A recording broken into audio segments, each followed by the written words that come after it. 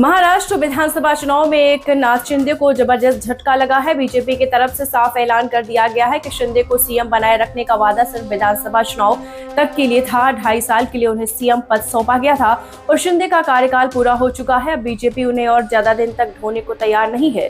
दूसरी तरफ एकनाथ शिंदे गुट की शिवसेना का कहना है कि 2.5 साल से एक बार भी बीजेपी नहीं कहा कि चुनाव शिंदे के नेतृत्व में नहीं लड़ेंगे। अगर बीजेपी शिंदे को सीएम पद नहीं देती तो महाराष्ट्र की जनता के साथ धोखा होता।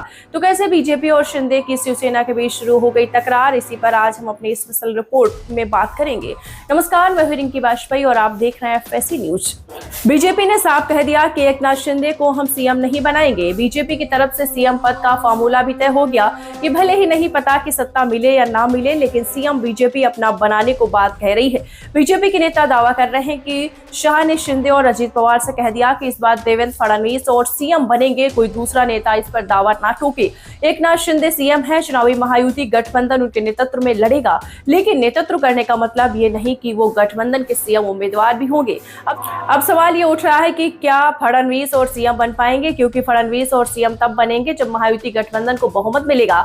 अगर बहुमत ही नहीं मिलेगा तो बीजेपी का फॉर्मूला कुछ भी हो, फडणवीस सीएम पद हासिल नहीं कर पाएंगे। हाँ, विपक्ष के नेता जरूर बन सकते हैं, जैसा कि 2.5 साल पहले थे। एक और विकल्प है कि चुनाव के बाद महायुति को बहुमत नहीं मिले, जिसकी सबसे ज्यादा उम्मीद दिखाई दे रही है। लोकसभा चुनाव के परिणाम अगर देखें तो साफ है कि महायुति को करारी हार मिली है और लोकसभा जैसे परिणाम सामने आते हैं तो फिर सीएम महायुति का नहीं होगा, ये तय है। लेकिन बीजेपी चुनाव के बाद फिर से ऑपरेशन लोटस चलाती है तो नया एकनाथ शिंदे अजीत, स्थिति में देवेंद्र फडणवीस तो सीएम नहीं बन पाएंगे और उनकी कुर्सी ले जाएगा और कोई। वैसे इस बार महाविकास अघाड़ी ने साफ कह दिया कि आपको बता दें, ऐसे लोगों को टिकट नहीं दिया जाएगा जो गद्दारी कर सके। टिकट वफादारों को मिलेगा। साफ है कि फडणवीस को सीएम बनाने का सपना जरूर बीजेपी के नेता देख सकते हैं और आप देख भी रहे हैं। हम बात उस फार्मूले की कर लेते हैं जो बीजेपी ने तैयार किया है। बताया जा रहा है कि दिल्ली में एकनाथ शिंदे और अजीत पवार के साथ अमित शाह की बैठक हुई, जिसमें फार्मूला तैयार हुआ।